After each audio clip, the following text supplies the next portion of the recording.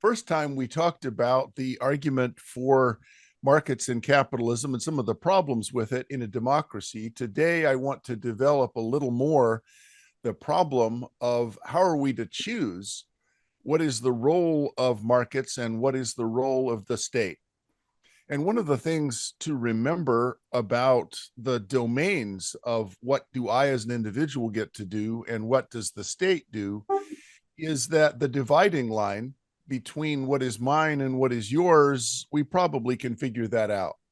A big problem that any society has is to figure the dividing line between what is mine and what is ours.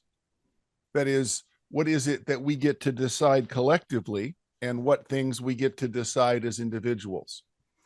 And so many of us are not anarchists, but we're not monarchists. We don't think that the state should have a permanent dictator who gets to make all the decisions. And so the question is, how do we live in that middle position? So I want to define first institutions. Now, I am a student of Douglass North, who won the Nobel Prize in Economics in 1993, and he was famously difficult in defining institutions. But institutions are the concept that he was given the Nobel Prize for because he claimed that institutions are the means by which people govern themselves. So he called institutions the rules of the game that shape and direct human interactions and reconcile conflicting plans and purposes of many different individuals. So we might think of institutions as being the formal rules. They could be the moral rules. They can be norms and manners. They can be all the things that help us coordinate our expectations. So for us to know how to act, we have to know something about how other people are likely to act. And that is the role of institutions. Now, markets are one institution. Capitalism is one kind of institution. But so is the state. And so are a number of other churches are institutions. So institutions reduce uncertainty by shrinking the choice sets of the players. If the rules are not formalized, the players argue over rules instead of competing in productive activities. I sometimes play basketball with other faculty, and faculty are notorious for stopping games to argue, in effect, about the rules. Was that a foul? Was that not a foul? Are you allowed to do that? One of the reasons that we don't usually have these kind of games without a referee is that we end up just arguing about the rules. That's clearly one role for the government then, is to be the referee. We have a set of rules. Players left to their own devices are just going to argue about the rules. If we have a judge to say, no, here's what the rules are, that may help us coordinate our expectations and our activities. But the choice among institutions is hard. There are a bunch of different ways of restricting bad choices. There's democracy, there's monarchy, there's many different forms of democracy. In the United States, we choose presidents based on an institution called the Electoral College.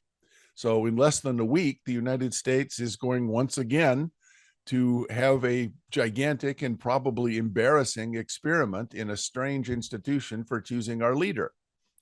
Are some institutions better than others, and how would we know? And I want to put markets in that context. In what circumstances do we want to use markets, and in what circumstances do we want to use something like the state? Well, in several of my writings, I have claimed that the fundamental human social problem is the choice of institutions. How can we construct or preserve institutions that make individual self-interest not inconsistent with the common good? Now, I say not inconsistent there because I wanted to capture John Stuart Mill's harm principle. My actions don't harm anyone else. Maybe I'm not obliged to help everyone else, but I have to not harm anyone else. Institutions, we want institutions to create incentives so that I want to do things that either benefit others or don't harm others. How can we come up with rules like that? Which brings me to one of the kind of menagerie of creatures that I have created in my writing, which I call the Pretty Pig Contest. So I live in rural North Carolina, which is an agricultural state. And we have a big state fair every year. And at the state fair, we have a contest. We have a lot of livestock contests, and some of them are for lambs, chickens, but one of them might be for pigs. And so the judges look and they decide which of these adult pigs are the best, which ones are the prettiest or the handsomest.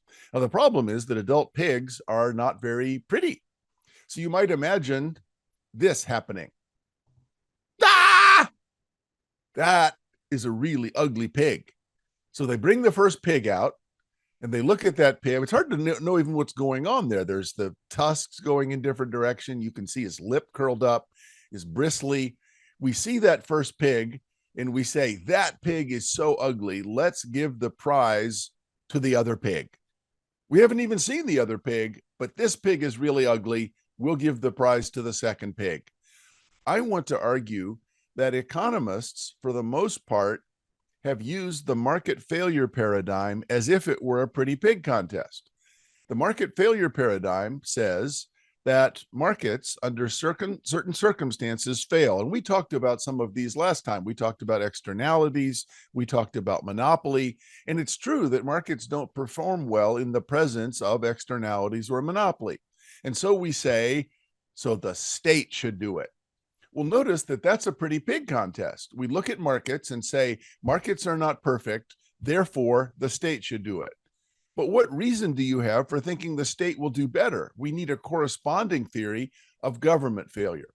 And the kind of political science and economics that I do is called public choice. I think, as I said last time, I'm a past president of the Public Choice Society. I was an editor for a long time of the journal Public Choice. Public choice asks the question, under what circumstances do governments fail? Because we have to have not a pretty pig contest and just give the prize sight unseen to the second pig. We have to look at both ugly pigs, markets and the government, and decide which one we are going to select and when on a case-by-case basis. So in public policy making, there's at least 4 allocation systems that might be appropriate. Something like the price system, which is the market, and we allocate by who's willing to pay the most. We could use queuing, and socialist systems often use queuing. We have to line up and then first come, first serve.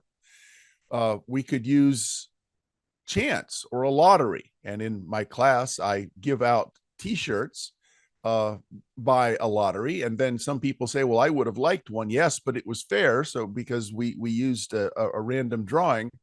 Or we can use authority or discretion and have experts choose. Now, there's a problem with authority because somebody has to choose the experts. But those 4 mechanisms are the ones that are available to us. For the most part, markets use the price system and government uses authority. The question is, which one is likely to be better? The standard is that's used by economists is what's called Pareto optimality. Pareto optimality is named after Vilfredo Pareto, the famous Italian sociologist and economist. A Pareto optimum means there's no feasible reallocation of resources that makes everyone better off or makes at least one person better off and no one worse off. So a Pareto optimum means that we're not wasting anything. If it's possible to reallocate resources and make everyone better off, then we should do that. So if the outcome of decentralized market processes is not Pareto optimal, then we call that a market failure. Now, it could be that a failure to enforce property rights, as Thomas Hobbes talked about in The State of Nature, would mean the state is not doing its job, and that's not a Pareto optimum. So choosing some sort of state, some sort of enforcement mechanism, or having the state be a referee, like in the faculty basketball game, is a way of improving the outcome for everyone. So markets, we generally would say, have 5 forms of failure. And we talked about this a little bit last time. The first 4 are all examples of failure to achieve Pareto optimality. So in information asymmetries, the seller may know a lot more about the product than the buyer. The usual example we give for that is drugs, pharmaceutical drugs. So I claim that I have something that cures cancer and will also clear up your skin. But maybe it doesn't do that, but you can't tell. And when you buy it, it may have side effects that you don't know about. So if there are information asymmetries, that may be a justification for government regulation.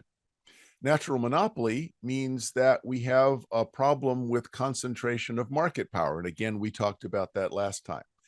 Externalities are an instance where you and I engage in a transaction. I sell you something, but as a consequence, a third person, without their permission, suffers a harm.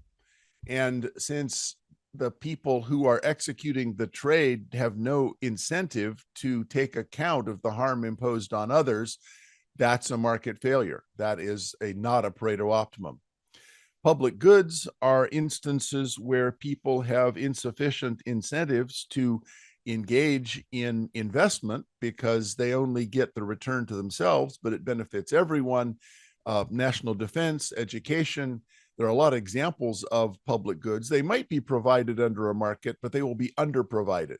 And so the story is markets are an ugly pig. They won't provide public goods. We should use the state to provide public goods. And then last time we talked a little bit about what some people think of as the fifth market failure, which is the inequality of the income or wealth distribution. That one's not a failure to achieve Pareto optimum, but it may be something that we're not willing to accept the outcome of markets in. So you likely in an economics class, you've seen these 5 market failures. And let me stress that the reason they're market failures is that left to their own devices, markets do not achieve a Pareto optimum. Now, this raises a question. Are markets what happens when the state does nothing or when the state doesn't exist? Well, no. I think most people, even libertarians, even people who are big fans of markets and capitalism, think of markets as something that happens when the government plays its appropriate role as a referee, a definer of property rights, an adjudicator of disputes, and an enforcer of the law. So there's some kind of state operating in the background.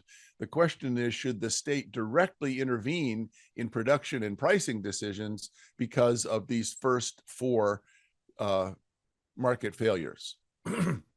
So the claim is that under the assumptions of perfect competition, the assumptions of perfect competition that you learn in a microeconomic class is, well, it requires perfect and free information, price taking, private decisions with no externalities, and private goods with no public goods. Markets fail if those assumptions are not met. So if we have asymmetric information, we would want to have licensing. So if a pilot on an airline, I want them to have a license and have experience. I'm not just going to hire people and let the market work this out. Well, that airline has had 4 crashes. I'm not going to fly that one. That's too expensive. Safety regulations like medicine or food, public reporting requirements like financial statements. So when markets fail, government steps in. The monopoly or monopsony problem. We have antitrust laws. We regulate cost and return on investment. Again, when markets fail, in this case, because of concentrated market power, government steps in. The externality problem occurs when individual welfare conflicts with social welfare. So if the marginal cost, the social cost, exceeds the marginal individual cost. So pollution, global warming, these are often given as examples of externality problems. And we could use Pigovian taxes. That is, we could tax the externality, or we could regulate limits or outlaw the activity entirely. But again, the claim is when markets fail, the government steps in. And the problem of public goods, we're going to tax individuals, we're going to regulate industry, we're going to have military draft, because in the absence of that, so in Israel, most people have an obligation to serve in the military. There's some conditions where that requirement might be relaxed, but most people are required to. And the reason is that insufficiently many people would volunteer, and the security of the state requires that. The United States has at times had military conscription. The argument is that if we just use market forces, we'll have an insufficiently large army, and so the state should step in and manage this. So those are the examples of when markets fail, government steps in. But notice that I've said nothing about the capacity of government. All I've said is that markets have an incapacity. Markets are not able to achieve Pareto optimum under these four conditions. Can government do better? Well, clearly government can do something about the justice of the distribution because the government has guns. It is possible for the government to take money from some people and give it to others. Whether they will do that in accordance with your notion of justice, though, I think is a little harder to understand. Remember that what the state does is based on the threat of violence. So the state, because charity is likely to happen. Some wealthy people are going to, out of a charitable impulse, give money to the poor. The claim must be, if you're worried about income distribution, the claim must be that not enough money will be given by charity, and so we're going to send men with guns and women with guns to the houses of wealthy people and take their money and give it to someone else. The problem is, why would you expect that it would be given to the poor? Why would a system based on power protect the weak? Why would a system based on majorities protect minorities? So you can start to see why this is a pretty big problem. Maybe the current income distribution is unjust, but why would you think that a system based on power is going to improve it? So we have to do something. A lot of people concede that some actions of the government are insane, badly designed, and harmful. The difference is that many people believe that that problem is really one of structure. All that's necessary is reform. We have a better halter, a better saddle, better tack. We'll be able to ride this horse. Others believe the problem is just bad people, to which, of course, the solution is good people. If we can just elect better leaders and hire better bureaucrats, the temporary problem will be solved. So public choice was organized in reaction to two arguments about government action. The first was Knut Wicksell in 1896 was worried about the implicit assumption of a benevolent despot. All of the market failure literature is based on the claim that we can think of the state as a benevolent despot. Given the power, the state will do the right thing. Well, why? Why would you assume that? We can't assume that markets behave perfectly. Why would you assume that government is going to behave the way that you can imagine it? Second claim that helped found public choice was reaction to market failure. That is the paradigm that I've just talked about. Notice the market failure paradigm says that we will start with the assumption, with the demonstration, the proof that markets are imperfect, and say government should do it instead, without doing anything to ask whether government is perfect or even competent. So how can governments fail to achieve Pareto optimum? Well, what about information asymmetries? Do voters know everything they need to know to evaluate different candidates? Again, going through the presidential election in the United States, it's amazing how poorly informed voters are about the qualities of both candidates. In fact, every flaw in consumers is worse in voters. Think about that for a second. Remember, we think that consumers don't know enough to be able to make choices. So we will have the government make choices about drugs and other things for them. But in a democracy, government choices are decided by voters. And voters and consumers are the same people.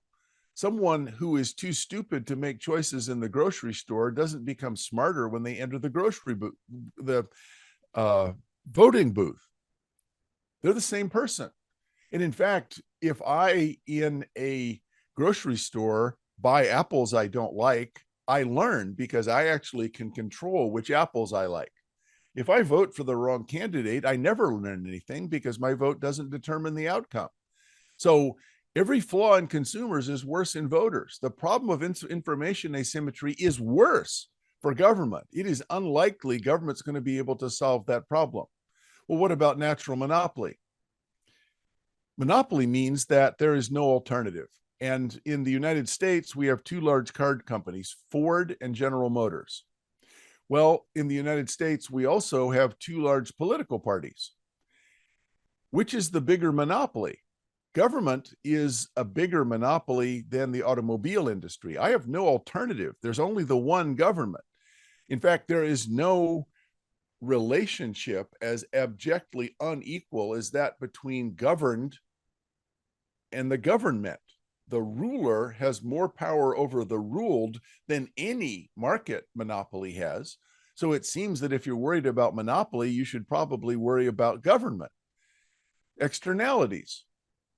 Suppose that a group of us are going to go to a restaurant and have lunch. Now, on the restaurant menu, there are many different items. One thing that we could do is each of us could vote for the restaurant meal that we want. And we vote by paying our own money for it. And each of us gets what we want. But what we could do is say, let's use democracy. We'll look at all the items on the menu, we'll argue about them, and then we'll vote. And whichever alternative has a majority, all of us have to eat. All of us have to eat what most of us want. That's the way democracy works. Well, that's a really powerful externality because I am forced to accept the choices that I disagree with because in a democracy, we can only have one choice. So externalities are a really powerful problem. Public goods. Public goods are an instance where people have insufficient incentives to take full advantage of the needs of the society. Well, knowledge about the government system is itself a public good. Most people are poorly informed about government processes. As a result, citizens are not very good at controlling government. And so we have underinvestment in control of the government. It's called a principal agent problem in public choice. People as individuals are unable to control the state. So all of the failures that we looked at for markets are true, but all of those same failures apply to the state. And in the case of some of them, like information asymmetries, it's clearly worse for a democratic state because every flaw in consumers is worse in voters. So I hope you see why the pretty pig problem is a problem. The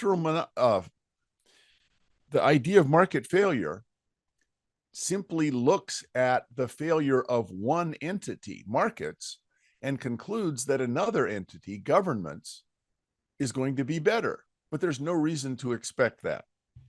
It might be true, but you actually have to analyze it. Well, that raises another question.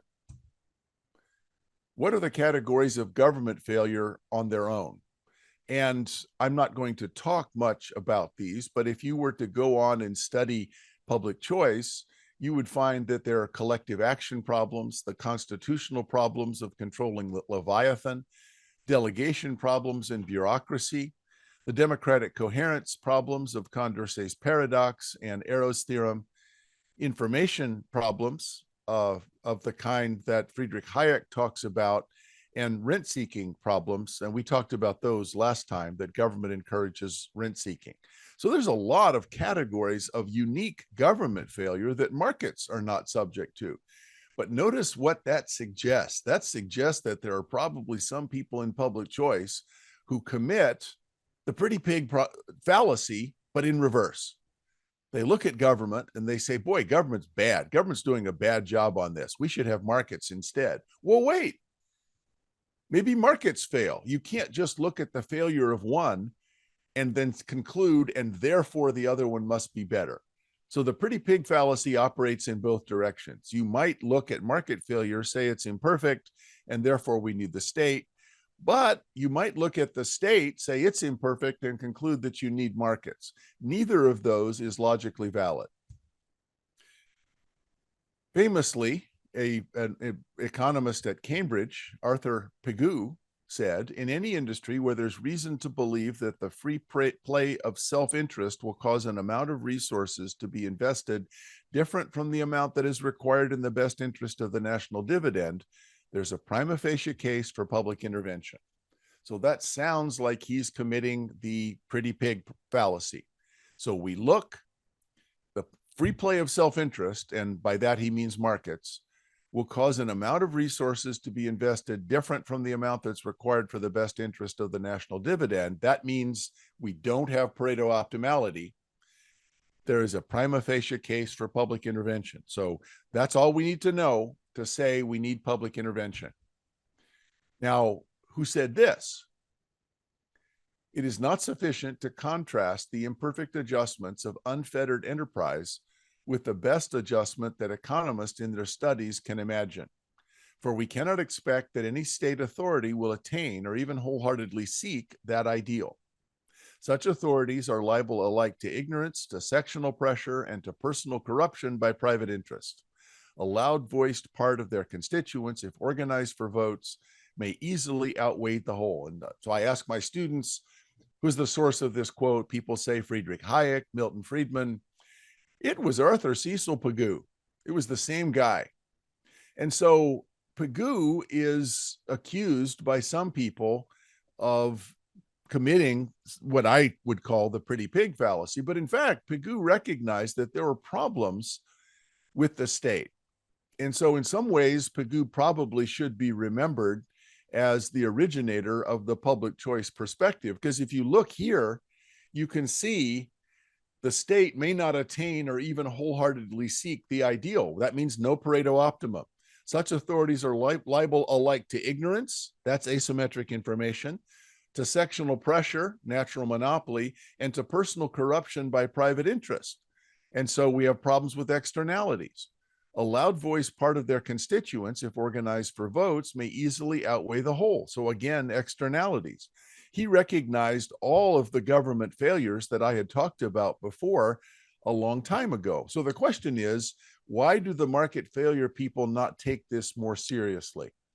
And my claim is that they have what I call a unicorn. The flip side to market failure is the unicorn fallacy. And you see here in the background, I have my spirit animal, the unicorn. And the problem with the unicorn is that it is an imaginary creature that is perfect. And some market advocates advocate for a unicorn form of the market. And I talked about this last time, that when we say, oh, that's not capitalism, about cronyism, then we're committing the unicorn fallacy. So something may be worse than the right kind of nothing. Doing something may be worse than the right kind of nothing. Market failure paradigm says compare actual market performance to hypothetical perfect market performance. It's going to fall short. And then you propose the implementation of hypothetical perfect policy to fix market failure. But there's two problems. Market failure defined with reference to an allocation that's unattainable and unknown is not very useful. And government failure may cause actual policy to fall short even of what markets might do. And so the idea that markets fail is insufficient to justify government action. I have an idea for a new mass transit system. It's based on unicorn power. It will pull the wagons through the streets and carry the passengers. The reason this is so great is that unicorns are extremely strong, and so they can pull lots of passengers. They only eat rainbows. We have plenty of those. Most important, they have low emissions. Unicorn farts smell like fresh strawberries, and that's good for the environment. In smelly cities, a pure win. You might object, of course, that there's a problem with my plan. Unicorns don't actually exist. But they do. Unicorns clearly exist. Just close your eyes and think of one. I bet your vision of a unicorn is pretty close to mine. A pretty white horse with an orange horn on his forehead, surrounded by rainbows. It must be lunchtime. The point is that it's easy for you to imagine a unicorn, and it's a lot like the unicorn that I imagine. We have a shared vision. Now, that may sound silly when we say it about unicorns, but that's exactly how many people think of actual public solutions to real world problems. They imagine that the government will have the information that it needs and act to serve the public good. Take healthcare, for example. People imagine that it would be easy to create a new program to make insurance both universal and cheaper. But the details didn't live up to what we imagined. And that's always true of government action in the real world. We think, well, those are mistakes, aberrations. We'll get it right next time if we just choose better people and make those urgently needed reforms. If your notion of government comes from the policies you can imagine, then criticisms of actual politicians and actual bureaucrats seem beside the point. The ideal system of government is, well, ideal. The mistake that many advocates for liberty make is to try to defend their own unicorn, perfect markets. That's no more realistic than an imaginary state, and it's no more useful as an argument for organizing society. Markets often make mistakes too. People really do suffer from poverty and lack of health care. But markets are useful not because markets are perfect, but because the world is imperfect. Markets provide information about resources through prices and about what products we should make through profits and losses. Those signals are far from perfect, but they're the best source of information we've got. Markets are better than relying on the unicorns that we can only imagine. Let me step back a minute for institutions. So I talked a little bit about market institutions the previous lecture. I've said a little bit about government institutions now. Let's remember that the reason we need institutions is that institutions reduce the cost of cooperation and agreement because it coordinates our expectations. Second, though, institutions protect and defend the existing distribution of wealth and power. And those two things are often in conflict, particularly if the existing distribution of wealth and power is unjust.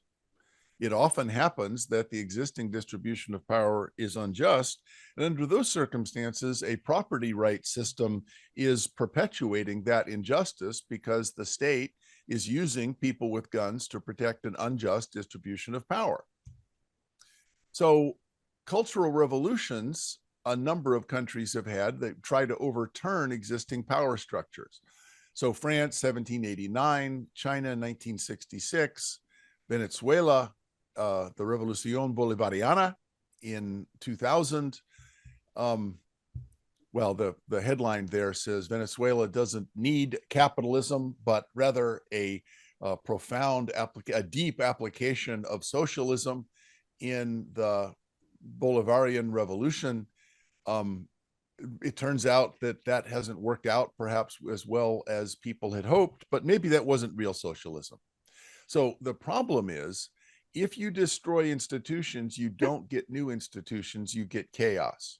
So the difficulty is that when a group of people say we don't like the existing system, and so we're going to tear it all down and start over, it is unlikely that that's going to turn out the way that you expect. We generally have to make changes within the existing rules. And the United States is having trouble with that. We are certainly having a constitutional crisis with the sense that many people have that our institutions are just broken. But what then is the right thing? And the question, what should we do, is what a group of people might often ask, but there may not be any one right thing to do. It's the nature of collective choices that they're unitary. One defense budget, one standard for pollution. If we go to a restaurant, all of us have to have the same meal for lunch. And notice then that the question is, the very question, what will we do, is question begging. The real question should be, why do you think there's a we? The real problem that we often face institutionally is deciding, is this a problem for me or is this a problem for we? As I said at the outset, the difficulty is the dividing line between what is mine and what is ours. And in the United States, we have had a giant controversy recently over a particular example of this. For a long time, because of the Supreme Court decision Roe versus Wade in 1973, it was held that individuals and not the state got to decide about the reproductive rights of women. That is, you might think that abortion is wrong, but even if almost all of us thought abortion is wrong, we could not make it illegal because the Supreme Court had said that it was an individual right. So I've made a lot of my students angry by asking what happened when the Dobbs decision was passed by the US Supreme Court. Well, democracy broke out. All that happened was that democracy broke out because now majorities can decide that abortion is going to be illegal. Now, I'm a libertarian. I have no particular love for democracy. I think that democracy is two wolves and a sheep deciding what's for lunch. But if you believe that democracy has some sort of seraphic truth, some deep angelic wisdom, you're going to have trouble with the fact that the Dobbs decision in the United States just said, all right, once again, majorities can decide this. So the question is, and what I tried to illustrate with that example is, why do you think there's a we? Why do we get to decide this? And if you start with what will we do, you've already slid over that question. And so one of the problems that libertarians have with a lot of social collective choices is it starts with what will we do? And the real answer, the real question is, why do you think there's a we? So Gordon Tullock and James Buchanan, two of the founders of public choice, claimed that there's two levels we have to operate at. The constitutional level, which lays out the domains of what groups can decide and what individuals can decide, and then the actual level of policy within the domain that majorities get to decide. How do they vote? What do they choose? So famously in the United States, we have the First Amendment. The First Amendment is not a protection against other individuals. The First Amendment is a protection for individuals against the state. There are 5 freedoms that are guaranteed in the First Amendment. Against what? Well, Congress. It says Congress shall make no law regarding any of these 5 freedoms. So what it's saying is majorities don't get to decide this. Individuals alone get to decide it because there is no right thing for majorities to do. So the problem is it may not be that my plan plus your plan is equal to our plan. And this was debated by Ludwig von Mises and Friedrich Hayek in the early part of the 20th century in what was called the socialist calculation debate. So Friedrich Hayek in 1945 published his famous paper on information. And he said he's not disputing whether planning is to be done. It's a dispute as to whether planning is to be done centrally by one authority for the whole economic system or is to be divided among many individuals. Planning in the specific sense which the term is used in the contemporary controversy necessarily means central planning, that is the government, the direction of the whole economic system according to one unified plan. Competition, on the other hand, means decentralized planning by many separate persons. The halfway house between the two, about which many people talk but few like when they see it, is the delegation of planning to organized industries, or in other words, monopoly. And so this passage, you really have to think about the different parts of it quite a bit before you begin to understand it. Hayek is saying that centralized planning won't work. People don't have enough information, and a single plan for the entire economy doesn't take into account all the variety of different plans and purposes that individuals have. However, it is possible to delegate planning to organized industry or monopoly, and that's more the direction that the New Deal in the United States took, where they tried to regulate gigantic industries, but they didn't really encourage competition. And I talked last time about the tension between economic competition and large corporations. Corporations don't like competition. So Hayek is advocating here for competition, for truly decentralized planning by many separate persons. What is it that is going to reconcile the conflicting plans and purposes of many different people?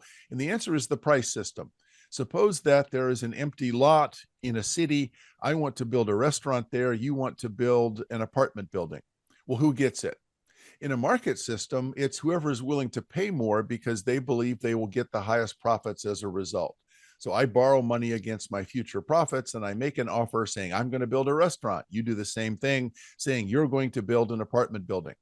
Whoever is willing to pay more gets the vacant land and builds what they want to on it. Now, we could also have a democratic system where we will vote which one of you gets it. Do a majority of us want a restaurant or an apartment building? Well, the central planning solution, even if it just involves democracy, is using a discovery process that's based on voting. And most of us are not very well informed about the relative merits of the restaurant or the apartment building. But the two entrepreneurs that are considering building these two things, they have incentives to become informed about which of those is likely to produce the largest profits. And last time I talked about the circumstances under which expected profit is a good measure for the amount of social value. So this passage from Hayek, 1945, is worth studying and thinking about because he's worried about saying, well, what are we going to do? And then voting on it, because there's an information asymmetry. There's a government failure problem. Nobody knows enough to do this because all the flaws in consumers are worse in voters. So again, the fundamental human social problem, and I said this before, but I wanted to hit it one more time, is institutions. How can we, and we'd have to talk about what that means, construct or preserve institutions that make individual self-interest not inconsistent with the common good?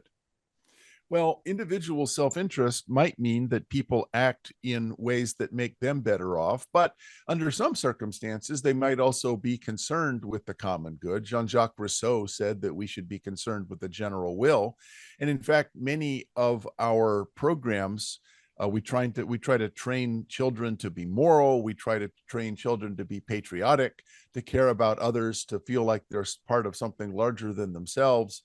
So for all of those reasons, it is certainly possible that we can manipulate self-interest, or we can train people to have their self-interest be more encompassing.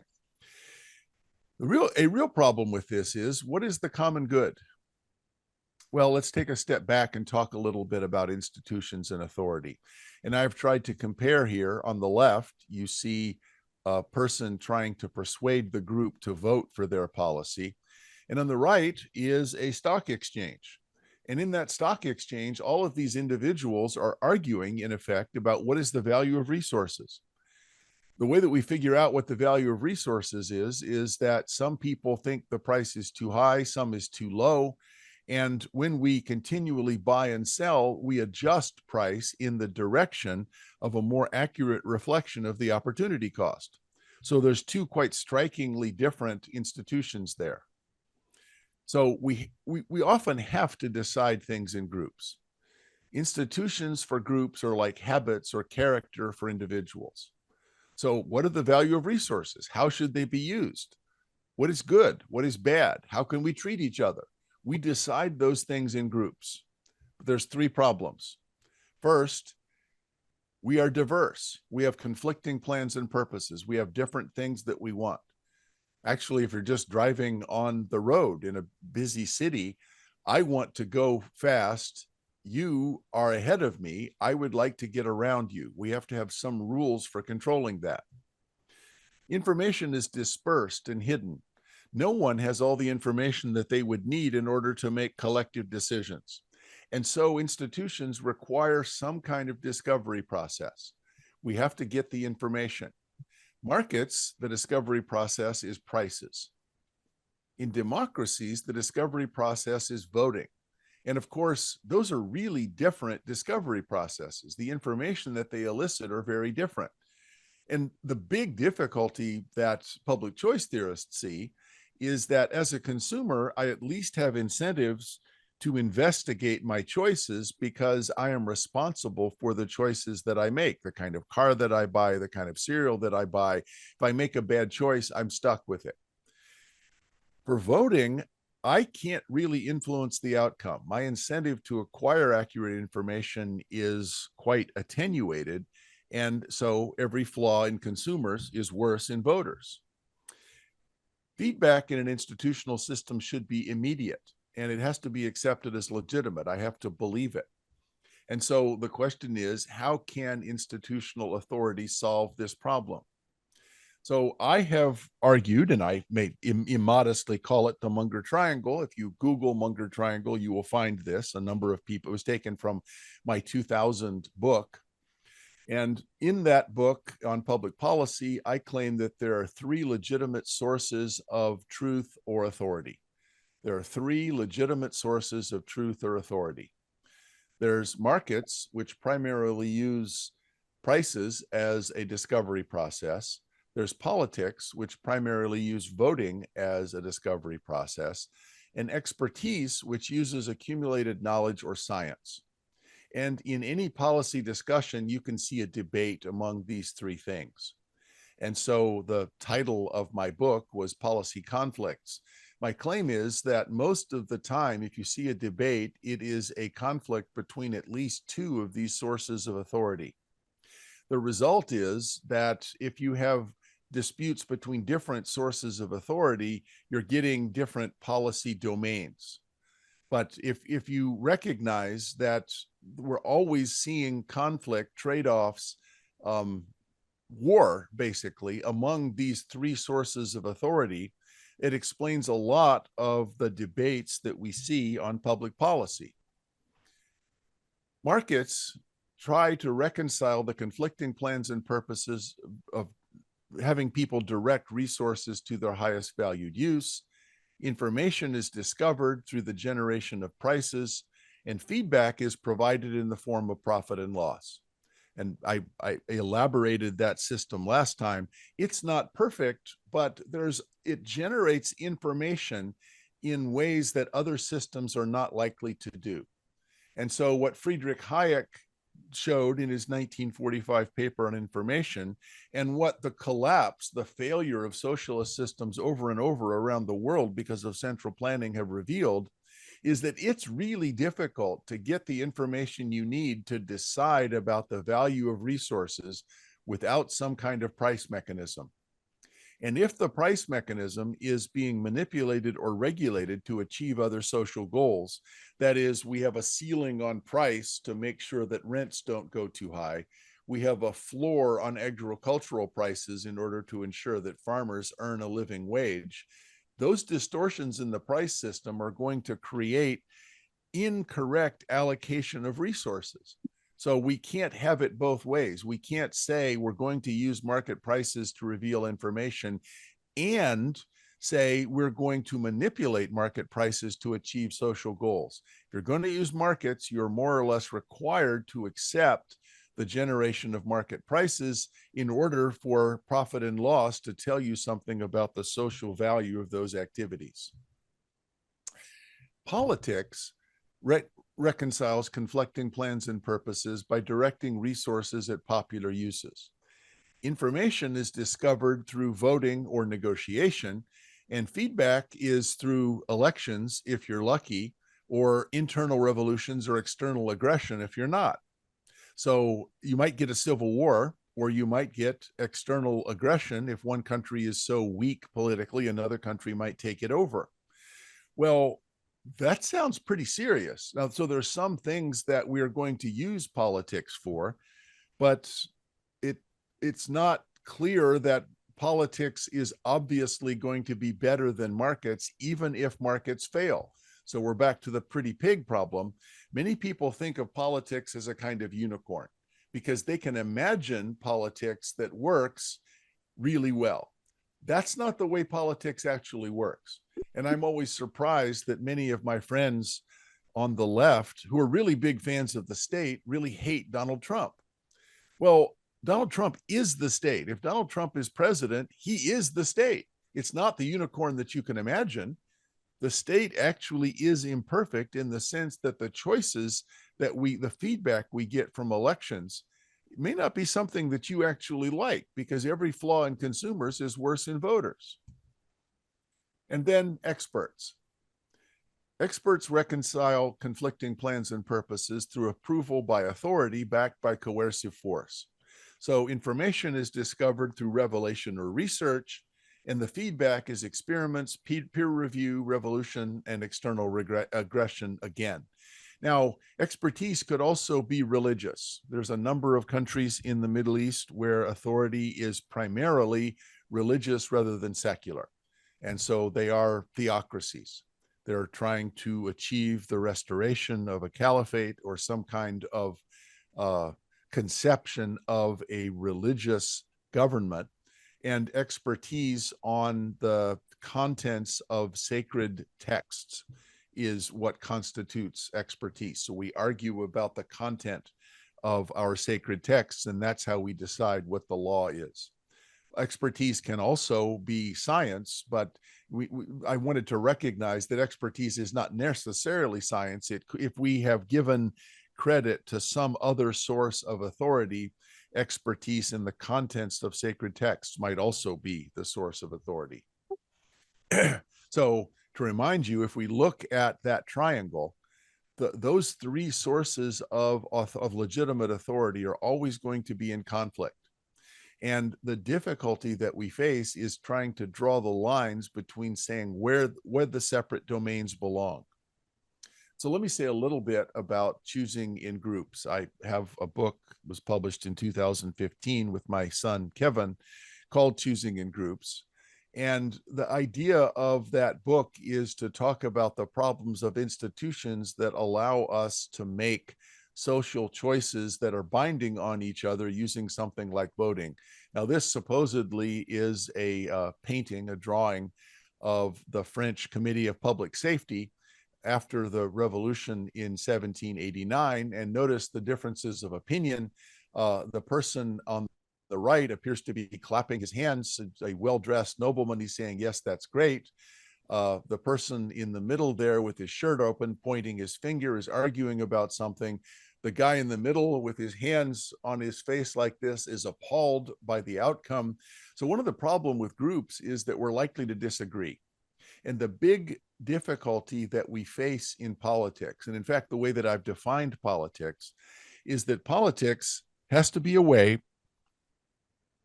of arriving at a choice among a set of alternatives that even the losers accept as legitimate.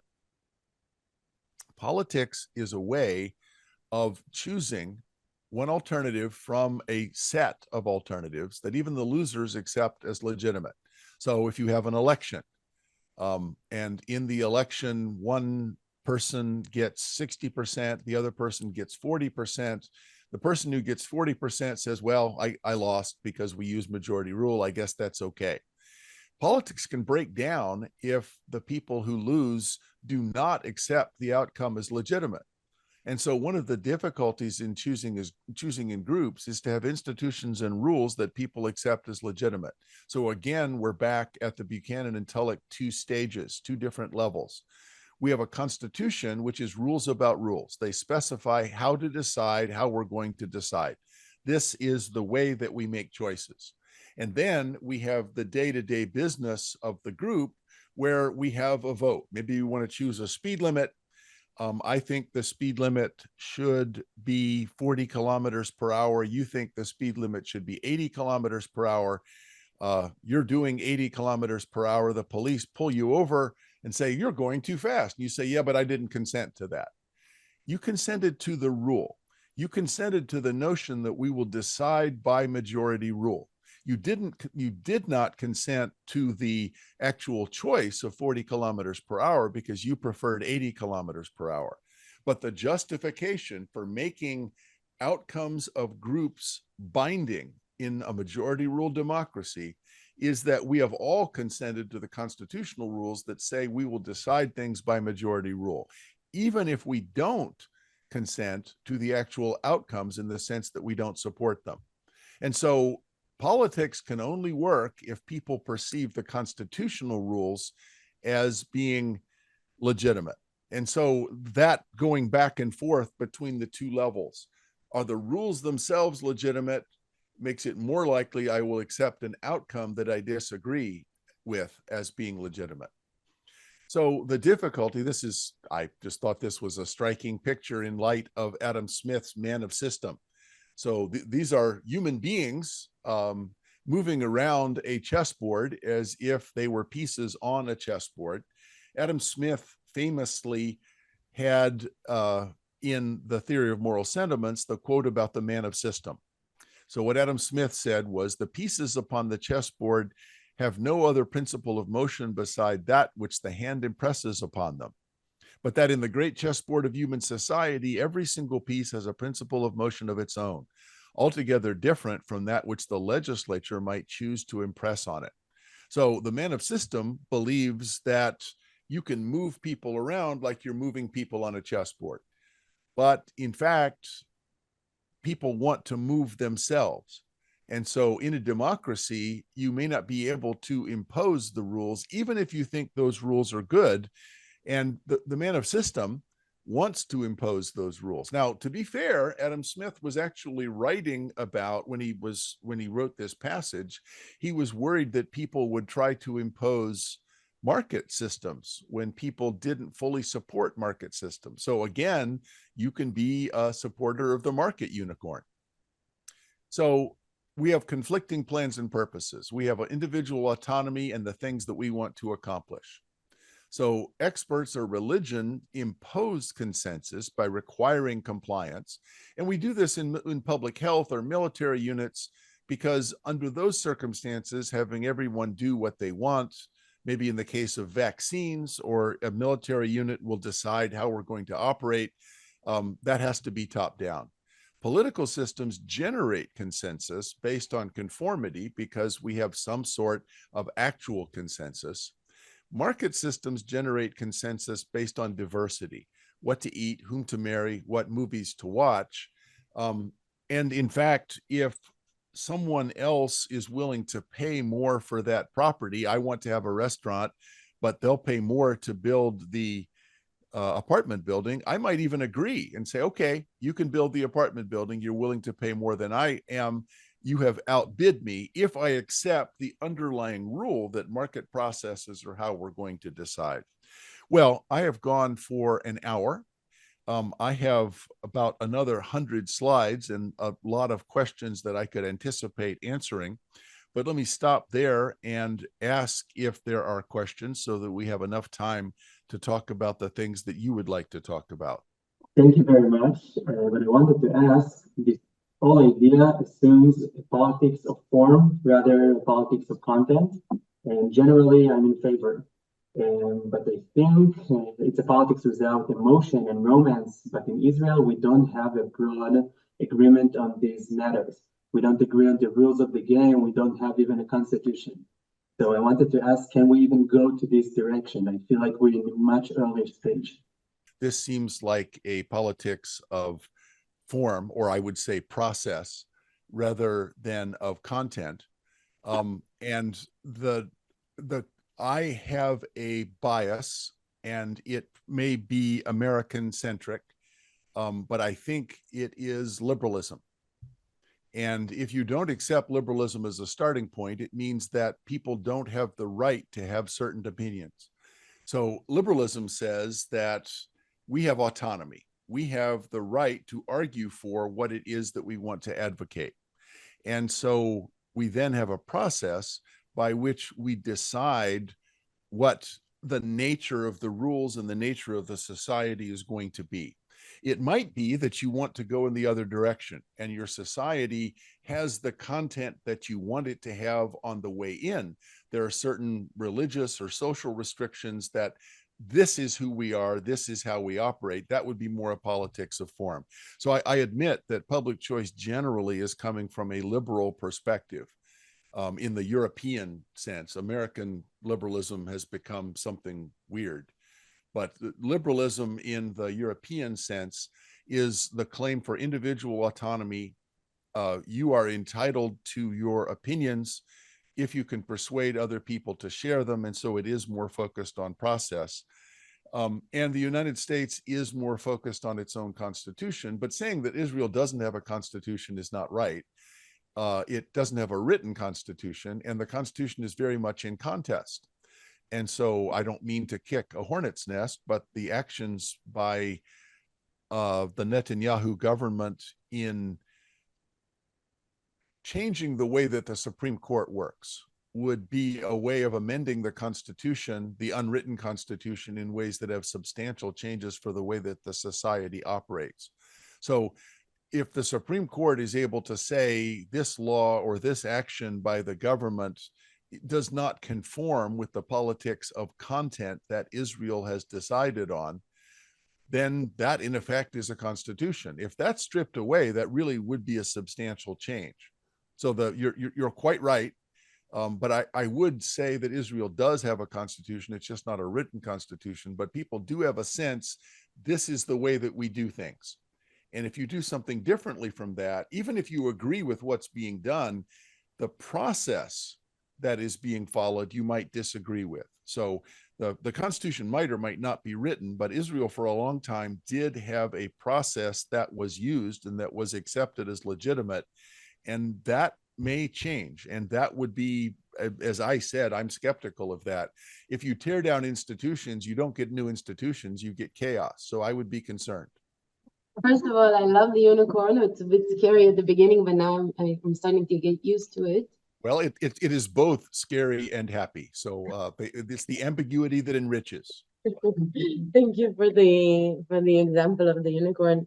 Well, I think my question is a bit of a theoretical one, but I think it's very easy to connect with, and I'm going to dispute a little bit of on the things we base on our thought about. I think that you presented groups in a way that I kind of disagree with, and I want to hear what you think about it, because I think we are social animals. We always want to belong to groups, and disputes and disagreements are a part of the thing. And I think that sometimes the way that freedom is preferred over happiness, I don't know if to say happiness, I want to say like, what's the, מה המילה יותר טובה לאושר, כאילו, באלף? לא, באושר באלף, כאילו.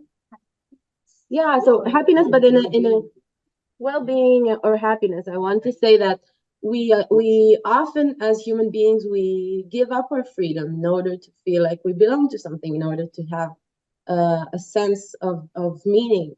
And I think I want to hear your thought about it. What is how do we deal with times when our freedom doesn't make us happy? I think the thing that I feel like we talked about United States, and I think that Israel and the United States have something in common right now, that we lose sense of belonging, and we lose sense of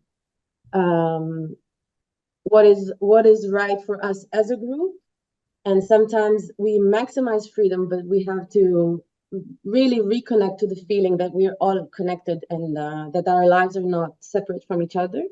And I think that talking about groups as you presented it sometimes makes it, I'm sorry for talking so long, but I think that the way that you presented groups sometimes makes us forget the advantages of belonging to a group. Sometimes it means giving up some of your freedom, but we always belong to groups. That's what I'm trying to say, like family and friends and loved ones. That's the way we interact. So do you have anything to say about it? I'm sorry for making it so long. Well, that really is very interesting. And in a way, it connects well to the first question. The first question was about form over content. Forgive me. Yeah, so about process over content. One way to interpret the way that I described choosing was everyone has the freedom to act as an individual, and we might form groups. I think that's essential to liberalism, and you are asking how much that could be emphasized. notice that if I understand you, the individual who is giving up freedom to be part of a group is doing that voluntarily. They're not being forced to do it. So if I get to choose to give up my ability to choose, that should be entirely consistent. You are making a larger objection also, though, and that is conceiving individuals as the unit of choice ignores the fact that sometimes we actually do things in groups. And you're right to say that often my identity is not as an individual. My identity might be as a member of a group. And so what I want to accomplish, what I want to protect might be group defined rather than individual defined. So I think that I will just accept that as a correction, provided that individuals get to choose or maybe decide not to be members of groups. As long as the people are making the choice, I would like to be a member of a family and give up my freedom to act autonomously, because I like being a member of a group, and my identity is tied up with being a religious group, a community, a family, maybe a sports team. In the United States, I think people find some identity with sports teams. And, maybe that's kind of sad because it's not a real identity, but for many people, it's really important. So human beings are tribal social creatures. We don't do very well unless we're able to form groups.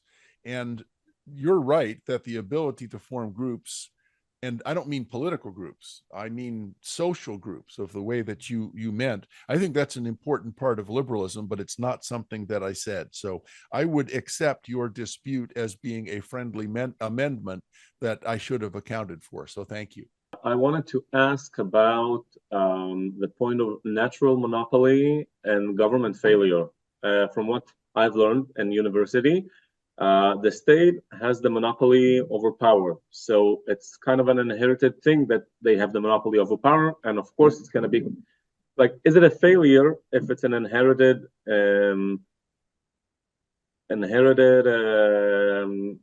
thing of a state? If you can elaborate on that. Thanks. Well,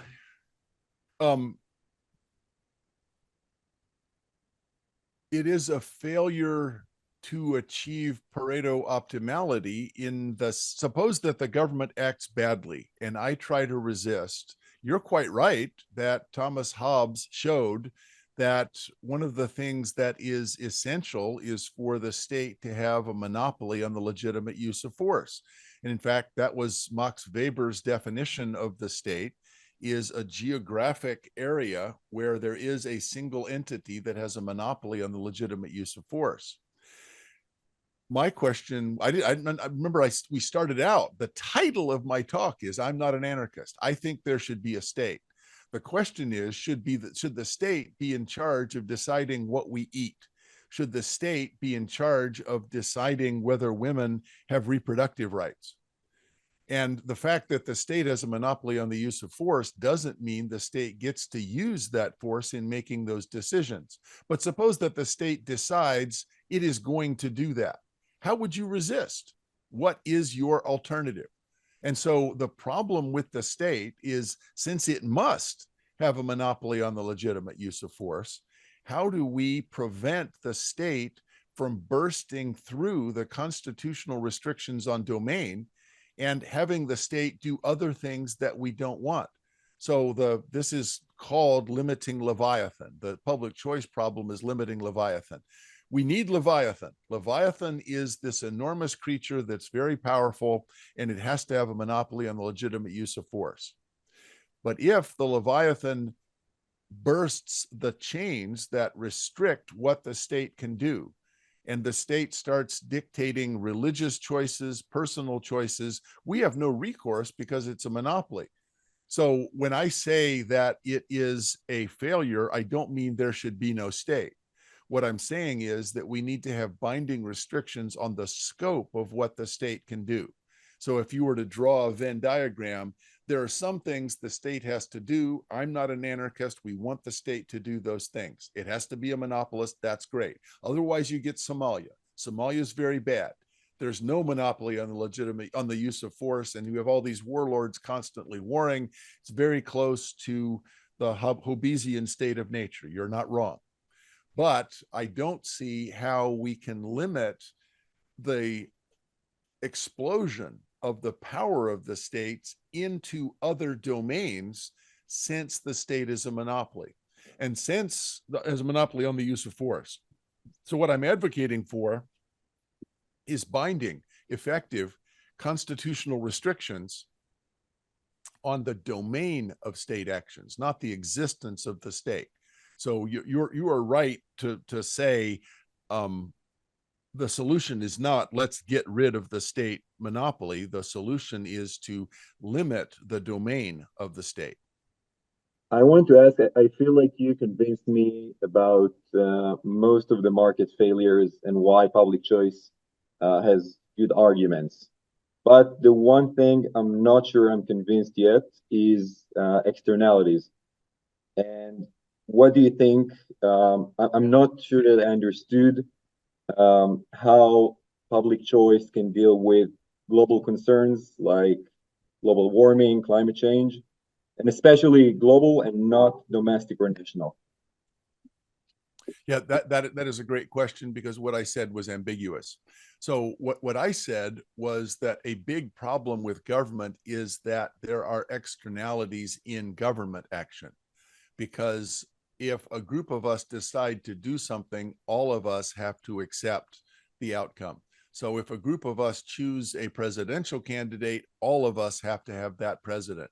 If a group of us choose a speed limit, all of us have to have that. So there's a lot of externalities in democratic choice. I didn't for a moment mean to say that there's not externalities in market systems. And so it may well be true that there are some externalities that are so pervasive and dangerous that the state has to act. One of the things that we have seen in the United States, though, is that the government, in my opinion, should have imposed a carbon tax in 2010. So if we were serious, we should have imposed a significant carbon tax 15 years ago. And by that would mean that people would be much more in favor of electric vehicles. They would be using less hydrocarbon-based fuel, because that's the way to deal with externalities. What we did instead was we gave subsidies to a few large corporations, particularly green energy companies like Solyndra. Solyndra took nearly $1 billion of federal government money and never built a single usable solar panel. So while it's true that there are externalities in both markets and government, that doesn't make it a draw. Sometimes I agree, as you said, I'm just agreeing with what you said, that there are externalities in the market setting that are so dangerous that the state should act. I just worry that we need to recognize it's not automatic for the state to do the right thing in dealing with that legitimate problem. So two things can both be true. One, externalities in the market setting are dangerous and large enough that it would be better if the state did something. And the state is not likely to do the right thing. And so we need to be careful about giving the state unlimited powers, because the state is likely to use its monopoly on the legitimate use of force to reward its friends and punish its enemies. And that's not going to help. The United States has made relatively little progress since 2010, because we did not impose a carbon tax. So when you say you want the government to do something, the government didn't do anything. We haven't done anything. So the fact that there is this problem doesn't mean that the government will solve it. Last time you talked about how capitalism will inevitably become cronism, almost by definition. It has a tendency. It has a tendency. And the same with socialism become authoritarian. Do you think that just because by definition, if there is a state and you elect people and you give them power, and power corrupts and all, and I think Friedrich Niebuhr talked about the danger of smart people thinking they can design systems that will work for everyone, which they can, because not everyone are as smart as everyone. Do you think that by definition, by having people of in power, you will end up with too much regulations and too much power of the government. And it's actually almost impossible to get to a government that will, take a step back to just the necessities. That is such a great question, because to sharpen your question a little bit, isn't this just a counsel of despair? So I have said that capitalism becomes cronyism, socialism becomes authoritarianism. Those are really the only two great systems that are available. Should we all just give up? Because if that's inevitable. We have seen several times throughout the history of, at least in the United States, in the 1970s, there was a recognition that regulation had gone too far, and regulation was actually suppressing competition. So Jimmy Carter, a Democratic administration, someone from the left, entered into a program of enormous deregulation. They deregulated transportation, airlines, a lot of financial industry, maybe too much, but there was a huge move towards deregulation. So I think that it is not inevitable that it always moves as a ratchet in the same direction. The size of government seems to move as a ratchet, but the level of regulation sometimes goes up, sometimes goes down. I do want to say something that I think is a common confusion. We often talk about regulation as if it were a homogeneous thing. There's more or less of it. Whereas in fact, there's good and bad regulation. And so we need more good regulation and less bad regulation. It is tempting for regulators to protect the economically powerful. That's where you get the benefits of cronyism. If what the regulation does is protect competition, then a lot of big corporations don't like that, but it's quite beneficial. So one of the things that we could do is press towards better regulation. And to be fair, I make fun of expertise, and I say only markets or politics really matter. But there's a lot of people in the economics profession that are writing about ways to deregulate or ways to use new regulation, different regulation, that would improve the competitive performance of the economy. And in the United States, for the most part, there's a particular kind of deregulation that's been very successful. The United States has mostly tried to be a free trade nation. That is, the United States has mostly tried to get rid of quotas and tariffs. The US is a pretty good member of the World Trade Organization. If my dour claims, my pessimistic claims about a tendency towards cronyism were true, the US would have much higher trade barriers, because that's a form of regulation also. Now, if Donald Trump wins the election, we may move in that direction, but a lot of the work of expert economists, both in public choice and in other areas, I think has been successful in preventing a degree of regulation that's so large that the economy is just held down. But you're right to ask, is there any hope? And I would want to argue that there is hope, partly because of the participation of experts in the process to say this particular regulation we need to get rid of. There's the public interest theory that says that we should have regulation because of all the misfits of markets. And so some of the critique about this is that asymmetric knowledge, we have ways to compensate it in markets. But in government and voting, it's different, because we have one vote every 4 years and maybe a little more choices. So maybe we should focus more energy on trying to improve our institutions, not just their responsibilities, also their form. Because if we could vote for more things and have like tokenizing it and more price format of vote, maybe there would be a better way to represent our knowledge and our choices. Well, there was a lot there. There is an interesting new field of political science about using some kind of blockchain process to generate consensus. And so it is interesting that the sort of as just an offshoot of the development of Bitcoin and other cryptocurrencies later have also used it, having a blockchain as a distributed ledger is a way of generating and confirming the existence of consensus. And a lot of political scientists that I know are very excited about the prospects of using maybe tokenization, maybe have people be in a position to cast multiple votes depending on the weight that they have in the process.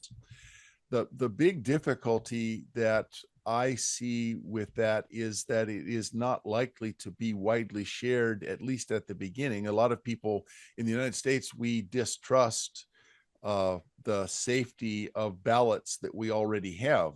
So that they figure that someone's is trying to cheat. So any sort of more complicated system is likely to raise suspicions even more. But I do think we're on the edge of a new kind of golden age of improving institutions of collective choice, because if we can come closer to generating something like consensus, then the system's more trustworthy and we could conduct votes more often, perhaps. The real problem is that at the mass level for elections, not only do I not have any information, I don't have any incentive to acquire information because my vote won't influence the outcome. In even a small electorate, the chances of my vote actually determining the outcome are very small. Now, I may vote out of a sense of duty. I vote. Some economists that I know don't vote. They say it's irrational. I don't understand that. I think you have an obligation to vote. But it is true that many people who vote have very little information about the candidates. And we're back to the community's point. It's more like a sports team. My political party is, I have a sweater, maybe I have a hat. It has the name of the political party. It's not a football team. It's the political party that I'm in favor of. In the United States, we have it sometimes. And as far as I know, well, I don't know. So let me just ask about Israel. Are there any knowledge qualifications? Is there any test that you have to pass in order to vote? Or do you just have to not be in jail? So in the US, we have sometimes had a test that you would have to take in order to qualify to vote. So some people have suggested you should be able to name at least one member of the US Supreme Court and say what the branches of government are. And if you don't have that level of information, you don't know enough to be able to vote. Well, that's probably going to be misused by the discretion of the people who are in charge of gathering up the vote. So in the United States, in particular, it was used to discriminate against Black people and poor people. It was a way of restricting the electorate to wealthy white people, mostly wealthy white men at the time. So I have concerns that people don't know enough to be able to carry out their function in a democracy, which is choosing and electing leaders. But all of the solutions that I can think of are likely to be abused and make things worse.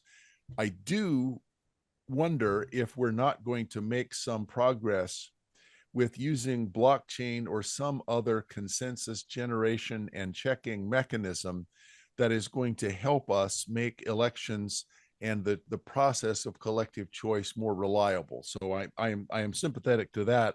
I do worry that having some sort of threshold before people are allowed to vote will be perceived and might be in fact illegitimate. So we have time for one more question. Going back to your lecture about capitalism turning into cronyism, so I want to argue that the fight in Europe against the big tech companies and the US trying to disassemble companies like Microsoft and Google is the natural way of things going. So capitalism actually is working, and the balance between power and the market is working. And I want to hear your opinion. And there is another question. My other question is rather sharing a thought that I'd like to hear your opinion on, but you're discussing a lot of those institutions and system require a lot of trust, as you've said yourself. And I feel like trust is something that's wearing out in general in our society now. So I wonder how that affects the ideas that you're discussing and how we can regain this trust in institutions and systems. All right, thank you. Those are both good questions. Well, capitalism does have a tendency towards cronyism, and to the extent that government officials play it straight. My first job out of graduate school, I was a staff economist at the Federal Trade Commission. Federal Trade Commission is one of the antitrust enforcement agencies in the United States. There also is some enforcement authority with the Justice Department. But the main statute in the United States about antitrust and anti-monopoly enforcement, what in Europe they call competition policy, is the Sherman Act. And I am a fan of the Sherman Act. The Sherman Act should certainly be enforced. So cronyism can be, monopoly power can be broken up, and the attempt at monopolization or the creation of contracts and restraint of trade, if the authorities play it straight and actually just enforce that statute, you're absolutely right. The government is working, capitalism is working. What I worry about is the concentration of power in a few large firms that the government does not seem to have much power to act against. So I would worry more about concentration of information by Google and Facebook than I am about market power by a manufacturing firm like Apple or Microsoft. So I think that the antitrust enforcement works pretty well against manufacturing and market share.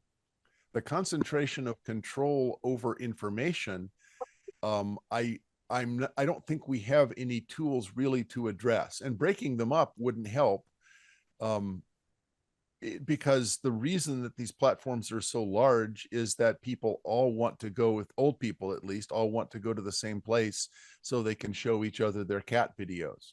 But that means that my son wrote a paper claiming that data is the new oil and we are the dinosaurs. Data is the new oil and we are the dinosaurs. So the dinosaurs all died, they rotted, and they produced this really valuable oil, which was available then to be sold.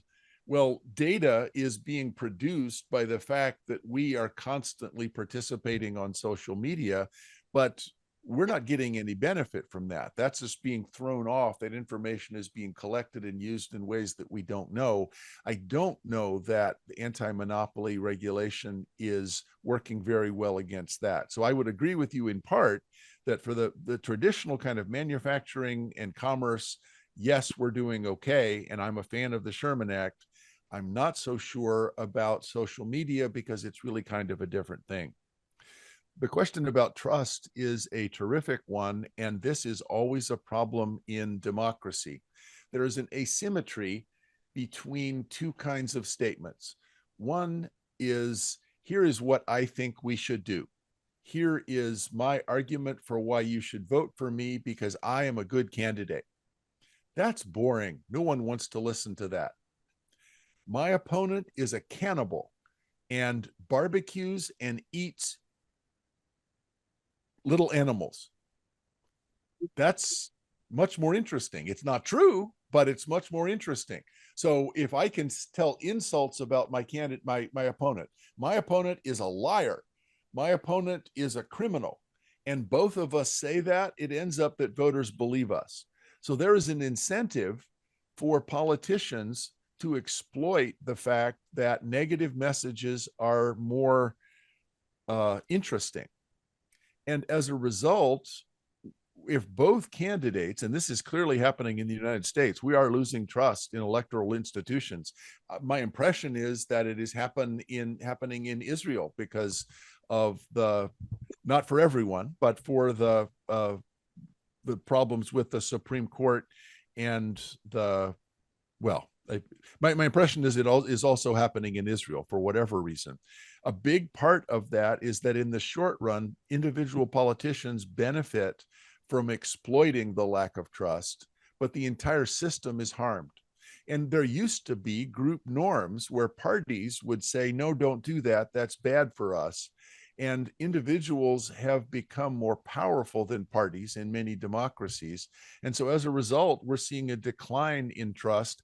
I'm well, we'll see what happens next Tuesday in the United States. I hope we have some sort of definitive result and not riots in the streets, because if we have something like January 6th of 21 repeated because people don't accept the outcome of politics as legitimate, I think the US could be in for a rough time. So you're right that trust is something that is disappearing, but the reason is it benefits individuals to limit and attack the trust of people in the system, but it harms the system.